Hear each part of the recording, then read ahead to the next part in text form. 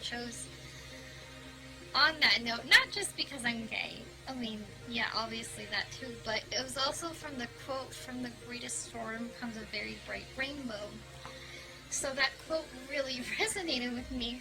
I'm claiming the brightest rainbow ever. The more figured out you have it, the less you have to linger in pain. It doesn't mean you won't be in pain or have painful experiences, but you don't linger there. Like, I lingered in the pain for a long time as I was still, getting smarter. And even now, as I continue to evolve, I am continuing to grow in my ability to come back to my center and my source and bigger picture stuff. So it's all a journey, and it's all unfolding in like perfect timing, believe it or not. So yeah.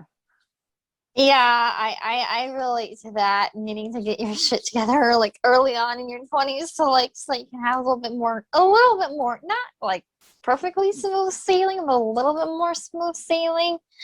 And like, probably been similar for you and as it was for me, like in the spiritual communities, there aren't a lot of queer people there, or we're like the few and far between, right?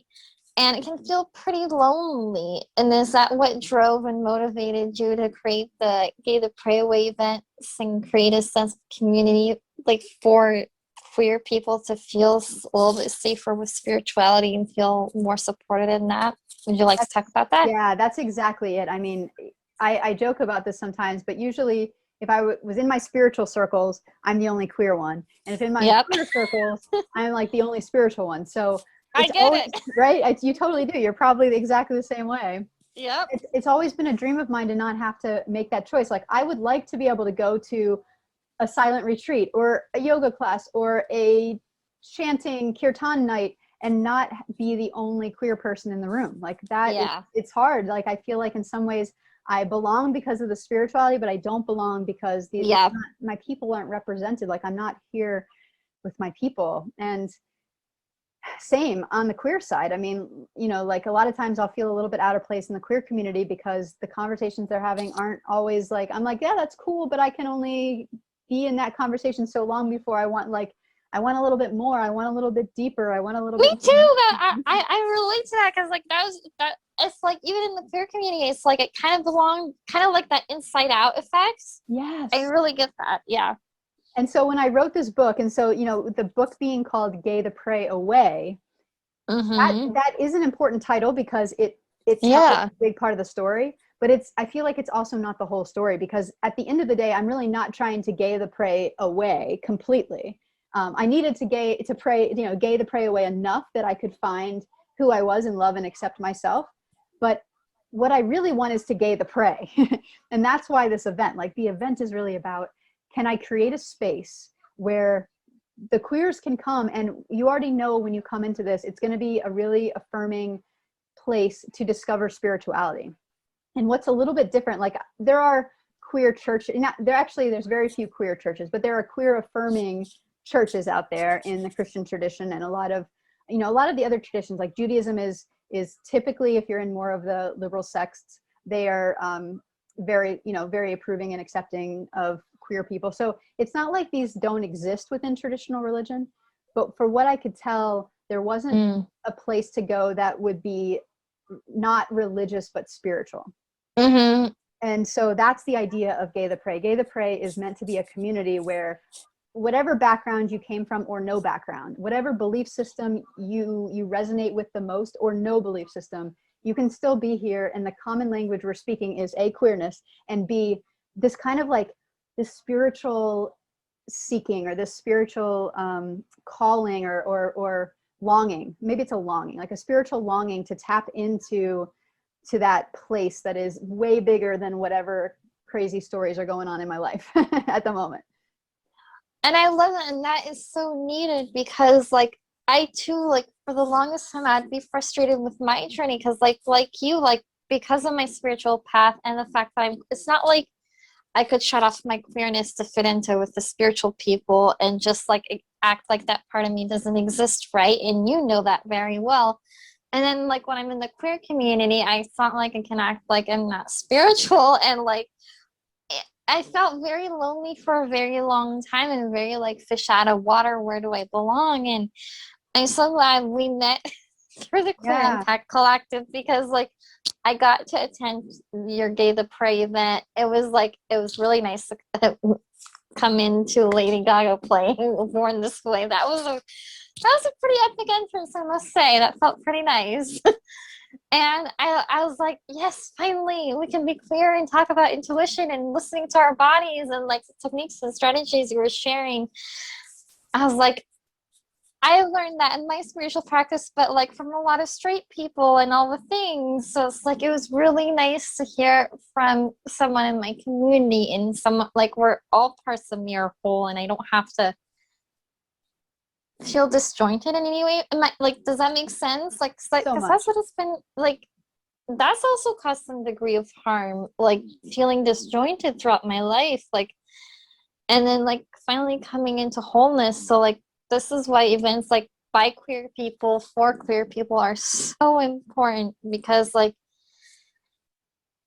it is such a tender subject, and like I like, you know how to handle and like and create a whole space for that more than anyone, because like, you know, the intersections of all the things. So I think that's really amazing that you had the resolve and the faith and the curiosity to like create space, because it is needed, and hopefully more people can find out about it and show up, because like it is important, and we do, you know, I think our community deserves to know like we belong and that we're not a mistake, because like I think that's not, I don't think, I know like a lot of us grew up believing that, and society, even like the secular society, like doesn't help, like whether they're religious or not, they don't help the messaging with the laws and regulations against our community that still happen to this day, which is very heartbreaking. So it's more important than ever to like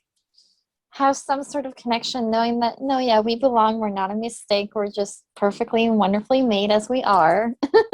Well, it's a little tricky because, like, yes, we're evolving in consciousness towards more unity, and we're getting there. And I do believe we're going to get to a place where we do realize we're all interconnected and we're all one. But Hopefully we can't just jump to that place without recognizing the individual experiences of people of different, you know, just different life experiences, right? The different ways that systems have been used against people, right? The BIPOC community, and how much systemic just racism and persecution has happened there. So we can't say, oh, well, you know, we don't need separate spaces anymore. That's not evolved. It's almost like there is something about being able to go into a queer-centered space to talk about spirituality. Oh yeah. Is like, it's not like I only want to be in queer spaces, but I need to at least have some queer spaces in my life that help me, you know, help me ground my identity and who I really am, and where my belonging is, so that then I can go back out into the world and preach messages of unity, but from a place of grounded in identity as well. Yes, I agree, because like there is something very comforting about having spaces for us, by us especially, because then we can like feel a little bit more centered, and that's really important in a world that's very decentering, like for our Black sibling, for our BIPOC siblings, and our BIPOC siblings who are queer as well. Like there's a lot of intersections within our community, and so I definitely, I think there's something very precious, like you said, of having spaces just for our queer community. Absolutely. And like I think they're, like you said, I like how you said it, like I'm paraphrasing it, but it's like definitely having spaces for our community and like creating oneness around within each other, but also like honoring our interdependence and our interconnectedness, like within communities. I really like that, and I agree with that, because we can relate and help each other in a different way, and like having allies is important, and also having community within each other is important. I think they're both necessary. So yeah, I think it was beautifully said. Well, and that's one of the goals with Gay the Prey. Like the way that I designed it was intentionally to feel like, if you've ever been in a religious space, even if they say they're open and affirming, if you're the minority there, if you're kind of the the one on the edge, the outcast, if you will, in that community, it's hard to feel really good, right? You kind of feel like you're included or kind of tolerated, but certainly not like centered and celebrated. as the example. Like, you're still kind of the questionable one of like, yeah, we think we accept these people, we're not really sure if we do, but for now let's love them because God would want us to love them. But it's different. It's a different feeling to come into a space where you're centered. You're the example of what this kind of spirituality looks like. It looks like you.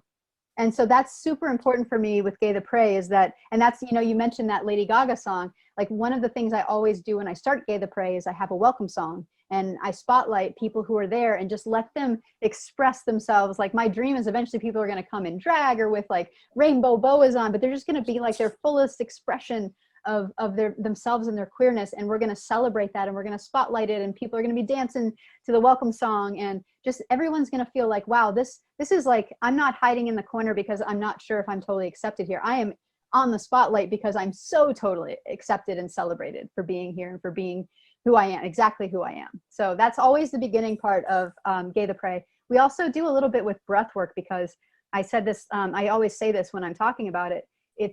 A lot of people in the queer experience feel like we've been constrained so much that we just don't feel safe taking up space. And that's a big thing for me. And I noticed in my own life, my breathing had gotten really shallow. Like, I wasn't taking full deep breaths, because part of my programming was, don't take up a lot of space. You know, you really shouldn't be here. You definitely shouldn't be expressing yourself for who you are. You should hide. And so I find that a lot of us in the queer community aren't breathing fully. And if we're not breathing fully, we're not living fully. So, like, really bringing breath into it. We do a little bit of breath meditation at the beginning. We also do something called soul versations. And Sunny, this gets to the thing you were talking about before, where sometimes going into queer spaces, I can only hang so long with the conversation before I'm like, but can we go deeper? Can we talk about like hearts and souls for a period of time? And so that's what Soul Versations is about, is like getting in a small group with other people, and let's not even talk about what you do for a living or, you know, where you live or any of that. Let's just go right into the heart space and the soul space of like, what is it that fills you up? What is it that, you know, what's one thing you can do for yourself this week? What's one no you can say for yourself this week that's going to promote your self-care and self-love? You know, like, we go into those kinds of questions and support each other and like witness each other in that self-discovery. So that's one of my favorite parts. And then the last thing we do, which is kind of the signature part of Gay the Prey, is I'm on a mission, as you know, Sunny, to bring back the Care Bear stare. And I know we talked about this, and you're going to have to go watch some reruns of the Care Bears to know. I definitely need to. I can't believe I never grew up with them. I mean, I already love the idea of them. I have a sticker book which you might like. I should show it to you. It's really cute. They're so cute. Yeah, definitely talk more about the Care Bears there. It's so cute. How do you close it out? So we really do this energy-based meditation practice. And, you know, I often say that in my dream, the Gay the Prey events are a cross between a gay pride parade and a global meditation event. So if you come to it, you're gonna get a lot of rainbows, a lot of pride, and a lot of meditation. That's what's gonna happen. So with the Care Bear stare, or with the Gay the Prey part of the event, we connect our energies. We make a prayer field. We make a rainbow queer grid of love and energy and light. And then we can use that in a couple of different ways. We can send that out into the world, just like how the Care Bears like stare their light and love out into the world. We do that. We actually shine our beautiful rainbow light out to the places on the earth that need consciousness boosts or love or acceptance or light. And we do that work together as a community. And then we also take it back on ourselves, like almost like a rainbow waterfall, you know, rushing over us too, because we also need to love and care for and help ourselves heal too. So we join in as part of that love and light sharing, so we can take some back for ourselves. So that's kind of the Gay the Prey event in a nutshell. And I would love for the word to spread about it, so that more in the queer community who feel like, yeah, you know, I'm actually looking for a place where I can talk about spirituality and explore spirituality, but not with all the baggage of religion. I hope that this becomes that like beacon of hope and light for people. Absolutely. Like, I got to go the other day, which was really nice for me to experience. And yeah, like, such a good point, because like, you know, also I'm a trauma abuse survivor, so like, you learn not to take up space. And then as a queer person, like, I really relate to that. So when you guided us through the breath work, it was very emotional to honor that part of us, like, that was taught to not take up space, to be quiet, and to like just pretend like you don't exist. And then no, like, life is in the breath, and we're here, so we might as well learn to take deep breaths. And that was very powerful. And I'm an introvert. I don't do small talk. I don't feel comfortable with small talk. And like that was an interesting breakout rooms, like the conversations we were having. My group happened to be all survivors as well. We all happened to, like, by sheer coincidence, and we all related, and like it was a layer of depth that, you know, you don't find even, well, in spiritual circles sometimes, but like it definitely felt different, I will say. And I like the Care Bear stare at the end. I thought it was really sweet. Like I was able to send love to certain parts of the world where I was very concerned about, and wrap the whole world up in a rainbow hug because the whole world definitely needs a rainbow hug. And I think there's power to it. Like when I do believe in the collective power of prayer and group energy and group intention. And like, have you heard of Deepak Chopra's global meditation events? Like, how cool would it be if you partnered with him? And like, I could see this becoming a global thing. And Oh, I love that. I have big visions and dreams. This is how my brain works. So like, I can totally see you partnering with him and like doing Care Bear stare around the whole world and like sending rainbow love all around the world. Like, how cool would that be? We need to get Deepak Chopra wavelength radar on this, and like, Perfect. okay. We'll put out the intention right now. And if anybody's listening to this, has a direct line, let us know. We'll make it. Yes, if anyone knows and watching, and the universe like lines up the details, let's make this happen, because that would be amazing. And I think, you know, just the breath part you mentioned, I feel like that's yet another example of the difference between a queer-centered space or a queer-led space, because yes, even if a group is trying to be really accepting and welcoming, they don't share the experience. They don't know what it feels like to be in a queer body. And so there are unique things that we experience that, and sometimes we've just normalized them so much that we don't even think about them. And I think the benefit to being in a queer-led space is some of those things get to come up to the surface and get to be worked on and processed and noticed and named and held and healed. So yeah, I think, yeah, thanks for pointing that out. Yeah, and I think that alone is very healing, because you know the intersections of being spiritual and being in a queer body and a queer person and in a straight, really predominantly straight cis world.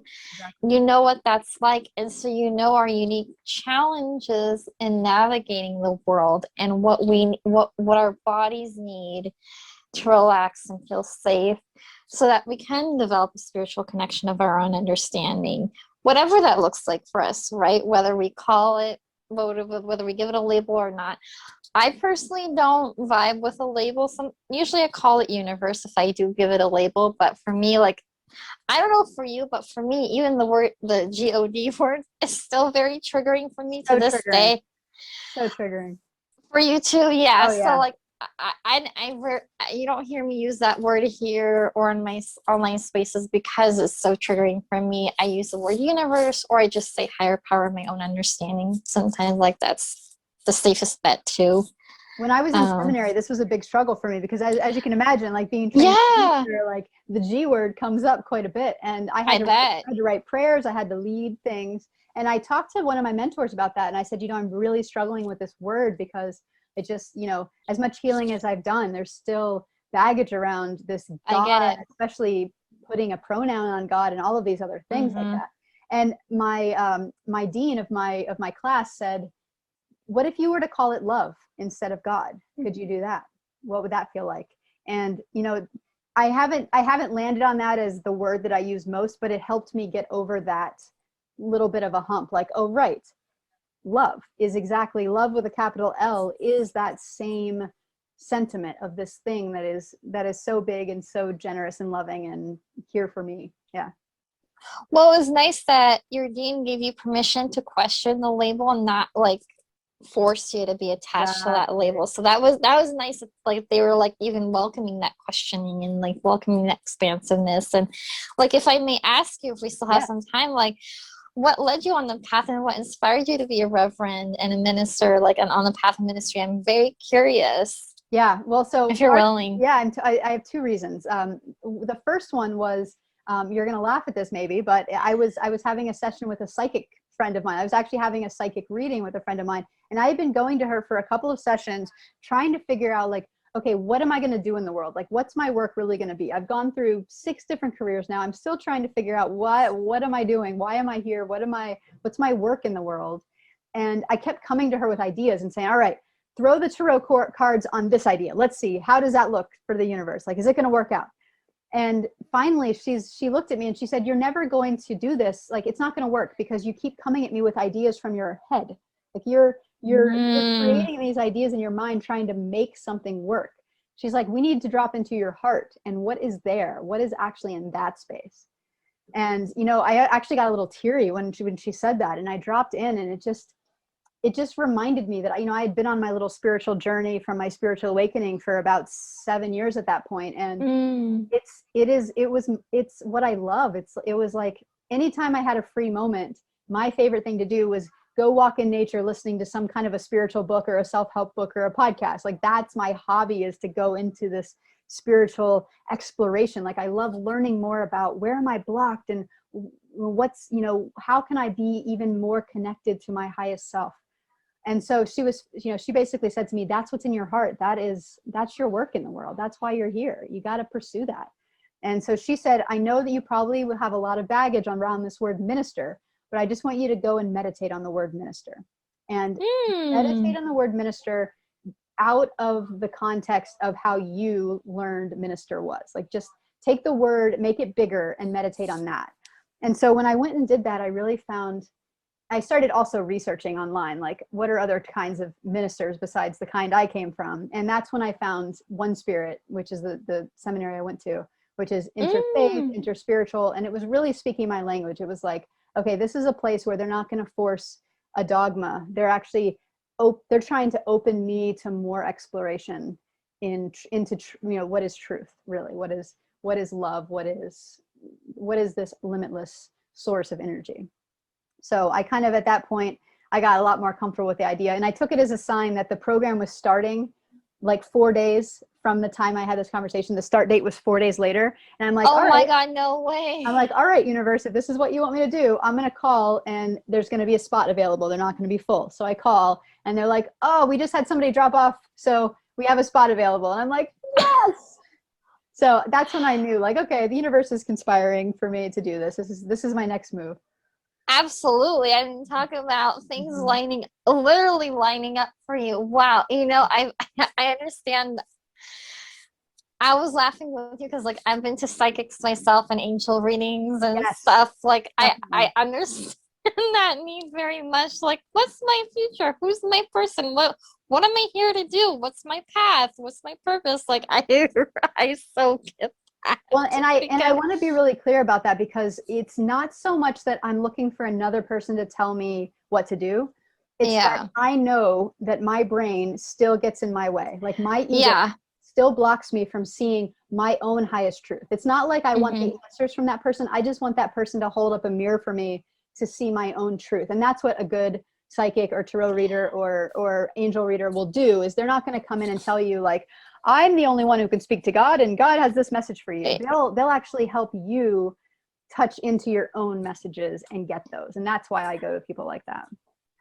Yeah, and I'm so glad you share that, because, like, it's more for confirmation and clarity than, like, giving, because, like, sometimes it's easy to go to them, because, like, I've been through the whole rigmarole, like, in different phases of my life when I was in a place of disempowerment, and I wanted, like, answers, and also, like, or on the other side, like, getting confirmation, like you said. But a really good ethical one would, like you said, you know, hold space for the answers, reveal the truth, but not feel like an almighty person. The truth isn't coming from them, it's coming from you.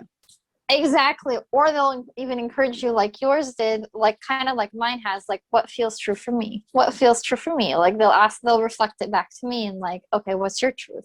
How do you feel about this? Like, and they won't just assume the truth. They'll check in with you. And I'm glad you said that, because, like, so often it's easy to defer power over when we're very desperate, which is very normal, by the way. No judgment. We've all, like, you know, like I said, I've been there, like, you know, it's part of the growth journey. It's part of Yes. the experiences, and that's okay if that's where you're at right now. Yeah. We've all been there.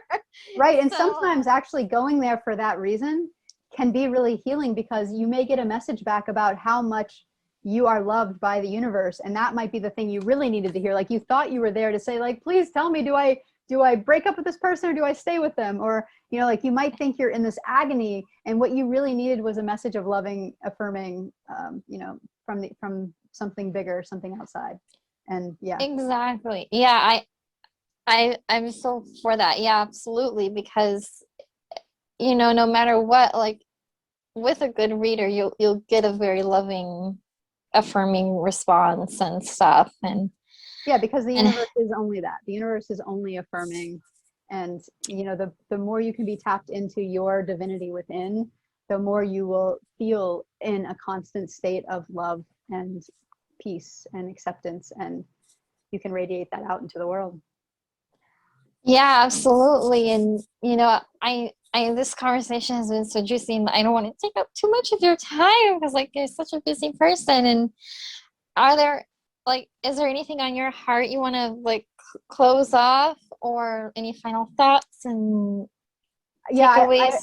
I really, this is, if I had to say, like, what's the message that I want queer people to know, I always come back to this one message, and I just want to share it. And that is, the gift in being queer in a system where it feels like you don't belong, in my opinion, is that it taught me, how do you go through the crumbling of a system, right? Like, so Christianity basically crumbled before my eyes when I didn't fit the mold of that system. And it sent me down a long road of exploring and healing and tending to my wounds and asking the questions.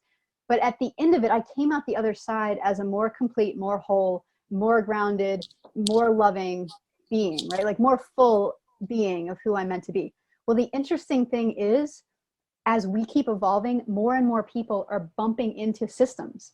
Like, so even some of those people who were sitting in the pews of Christianity 20 years ago telling me that I couldn't fit here because I was gay, now those are the people who are bumping into their walls with Christianity, and they're saying, wait a minute, this isn't right. Maybe it's not right because of racism. Maybe it's not right because of patriarchy and sexism, but more and more people are bumping into systems. And if it's not the religious system, it might be the capitalistic system. People are bumping into that wall. People are bumping into consumerism. People are bumping into just all of it, right?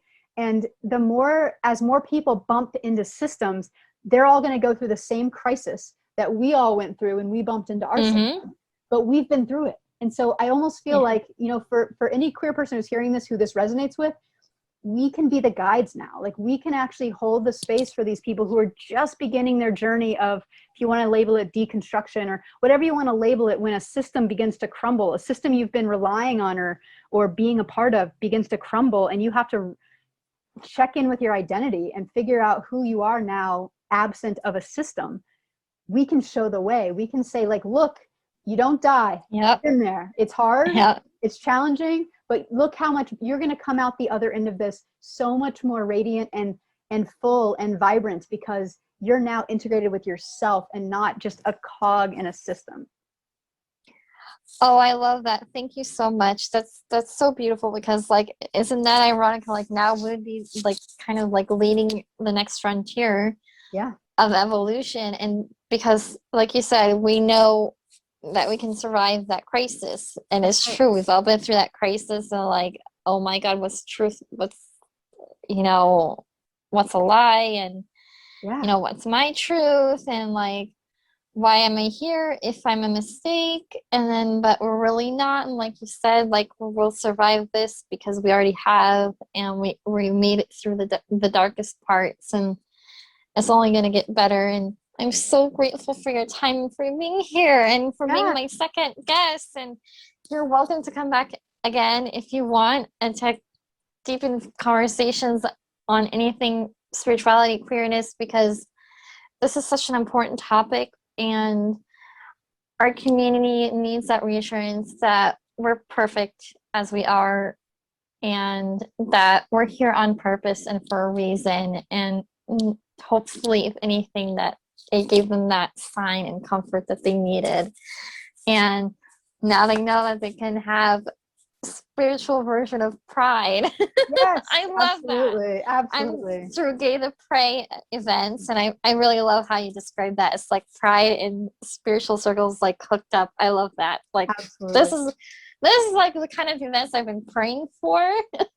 So thank you for being the conduit. So it's been a pleasure. And where can people find you on the internet and or in the world? Where would you like people to find you? Yeah, absolutely. So I'm on Instagram. My handle is Rev Erika Allison. And I also have a website called the same, Rev Erika Allison. You can find out more about the book there, but you can also just find the book on Amazon. Gay the Prey Away is the name of the book. It is now held in local bookstores. So if you can shop local, check your local bookstore first and see if you can buy there. I know that mine right down the street from my house is now carrying it. So I was super psyched. Oh, nice. And maybe other local shops will too. Ask them for it and see if they can, they should be able to get it from their database. So shop local. And then the last thing is I would love to invite anyone listening who's interested to Gay the Prey. It's the first Sunday of every month, usually, and a couple of holidays are going to kick that off. But if you go to gaytheprey.com, you can find out more. And there's also an Instagram for that. It's gay.the.prey. So you can follow along there as well. We'll put the links in the video description box below so people can find it all down there. Thank you for being here. Hopefully you can come back. Well, it was great talking to you. I really appreciated having you. Thank you so much. And Sunny, thank you so much for putting yourself out there and for your courage. I mean, you have a podcast that takes courage. And so I just commend you and thank you for shining your brightest rainbow ever light into the world. It's an honor. Thank you so much, Erica. And yes, definitely subscribe, follow her, subscribe here, go to her events. It's definitely worth it, especially if you're queer and wanting, seeking meaning, connection, and community. Definitely go to her events. You'll really feel that comfort and support. And yeah, it's just like pride in spirituality, hooked up and had the best baby ever, you know? The best baby ever. Basically. So thank you so much for being here, everybody. Be sure to give us a like and subscribe and go follow Erica. And thank you for being here. Thank you, everybody. Namaste. Peace to all of you. Bye, everyone. I suffered major culture shock on top of receiving proper diagnoses of what I've actually been dealing with.